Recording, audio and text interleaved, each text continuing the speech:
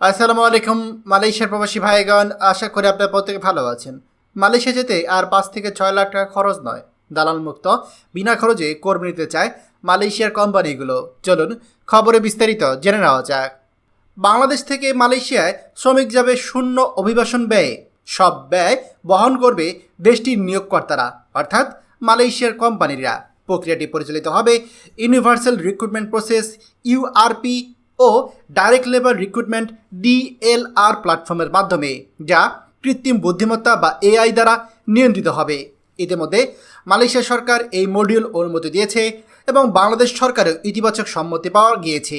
এই ব্যবস্থায় কোনো মধ্যস্বত্বভোগী বা দালালের সুযোগ থাকবে না। শ্রমিকরা মোবাইল অ্যাপস বা নির্দিষ্ট অফিসে নিবন্ধন করতে পারবে এবং নিয়োগকর্তারা তাদের টিকিট, মেডিকেল ও অন্যান্য খরচ বহন করবে। সংশ্লিষ্টরা জানিয়েছে, বর্তমানে একজন শ্রমিক মালয়েশিয়া যেতে 5 থেকে 6 লক্ষ টাকা পর্যন্ত খরচ করেন, কিন্তু নতুন এই প্রক্রিয়ায় শ্রমিককে কোনো খরচ করতে হবে না। শুধু প্রথম মাসের বেতন থেকে সার্ভিস চার্জ কেটে নেওয়া হবে। স্বাস্থ্য পরীক্ষা ও প্রশাসনিক কাজের ব্যয় এইখান থেকে দেওয়া হবে। ডিএলআর প্ল্যাটফর্মের মাধ্যমে নিয়োগকর্তা ও শ্রমিক সরাসরি যোগাযোগ করতে পারবে। এতে ভুল বোঝাবুঝি, দুর্নীতি ও প্রতারণার সুযোগ থাকবে না। বাংলাদেশে কারিগরি শিক্ষা বোর্ডের মাধ্যমে শ্রমিকদের দক্ষতা যাচাই ও প্রশিক্ষণও দেওয়া হবে। এদিকে মালয়েশিয়া সরকার নতুন করে কলিং ভিসায় 24.5 লাখেরও বেশি কর্মী নেওয়ার ঘোষণা দিয়েছে। কৃষি বাগান, খনি, নিরাপত্তা, রেস্তোরাঁ, লন্ড্রি, কার্গো, বিল্ডিং, ক্লিনিং সহ 13টি খাতে শ্রমিক নিয়োগ করা হবে। সংশ্লিষ্টরা আশা করছে ইউআরপি ও ডিএলআরআই বাস্তবায়ন করলে প্রতি বছর বাংলাদেশ থেকে অন্তত 2 লাখ শ্রমিক শূন্য খরচে মালয়েশিয়া যেতে পারবে। এতে দেশের রেমিটেন্স প্রবাহ বাড়বে এবং অভিবাসন খাতে স্বচ্ছতা আসবে। প্রিয় মালয়েশিয়া প্রবাসী ভাইগণ, মালয়েশিয়াতে বিনা খরচে কর্মী যেতে পারবে, এই খবরটা আপনারা হয়তো গত 2 দিন ধরে দেখছেন, আমরাও দেখছি, কিন্তু আমরা ইচ্ছা করে এই খবরটি দ্রুত প্রকাশ করিনি।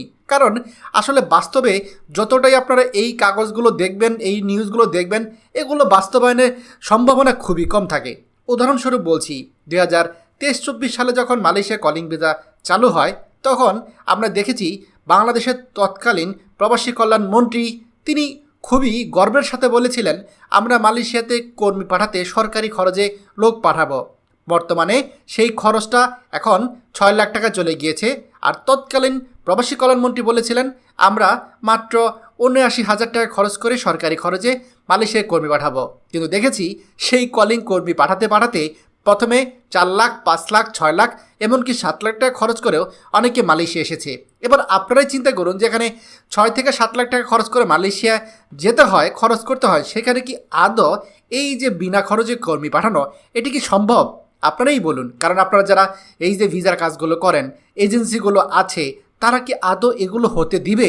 এগুলোকে আদৌ বাস্তবায়ন বাংলাদেশে সম্ভব? অন্য কোনো দেশ যেমন নেপাল, পাকিস্তান, ভারত, এই দেশগুলো হলো তারা হয়তো সেটা বাস্তবায়ন করতে দিত, কিন্তু বাংলাদেশ হচ্ছে চোরের দেশ। এই দেশের যে রিক্রুটিং এজেন্সি আছে, তারা এটা কোনোদিনও বাস্তবায়ন হতে দেবে না, এবং এটাই বাস্তবতা। আমি আমার 9 বছরের অভিজ্ঞতা থেকে এই তথ্যটা আপনাদের সাথে কনফার্ম করতে পারি। বাকিটা আপনারাই মিলিয়ে নিয়েন। খবরটি আমাদের মালয়েশিয়া প্রবাসী সকল ভাইদের সাথে এখনই শেয়ার করে সবাইকে এই গুরুত্বপূর্ণ খবরটি জানার সুযোগ করে দিন। আর আপনি যদি আমাদের এই চ্যানেল নতুন হয়ে থাকেন, অবশ্যই আমাদের চ্যানেলটিকে সাবস্ক্রাইব করুন মালয়েশিয়া সকল গুরুত্বপূর্ণ খবরাখবর সবার আগে পাওয়ার জন্য। ধন্যবাদ সবাইকে। আমাদের সকল ভিডিও আপডেট সবার আগে পেতে আমাদের চ্যানেলটিকে সাবস্ক্রাইব করুন। সাবস্ক্রাইব করতে সাবস্ক্রাইব বাটনে ক্লিক করুন এবং বেল আইকনে চাপুন, যাতে আমাদের কোনো নতুন ভিডিও আপনি মিস না করুন।